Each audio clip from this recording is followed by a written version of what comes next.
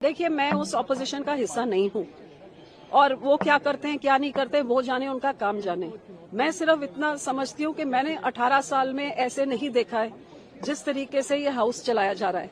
और सरकार को और स्पीकर साहब से मैं गुजारिश करती हूँ कि जो यहाँ पे आधी एमपीज पहुंचे हैं उनको भी लोगों ने चुन के भेजा, आधे देश ने उनको भेजा है। सिर्फ सरकार को नहीं, देशवासियों ने चुना है, ऑपोजिशन को भी चुना है।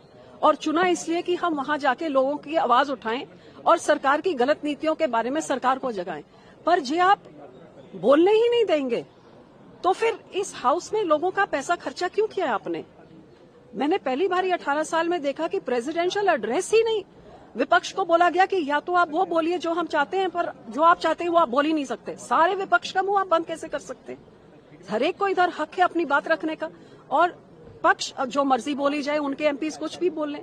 तो कभी आप सारे एमपीज को बाहर निकाल के 145 एमपीओ को बाहर निकाल के आप बिल पास कर देते हैं, कभी आप ऐसे प्रेसिडेंशियल एड्रेस में बोलने नहीं देते। अब इतना जरूरी चीज ये यूएस टैरिफ डील में जो मिसलीड किया गया देशवासियों को, जहां सीधे सीधे व्हाइट हाउस के इसमें बोला है कि इंडिया ने सारे टैरिफ्स एग्रीकल्चर प्रोड्यूस में जो उसमें जो एनिमल फीड बनता है, एनिमल फीड में उधर गेहूं, मक्का, राइस, ये सब उसमें जाता है।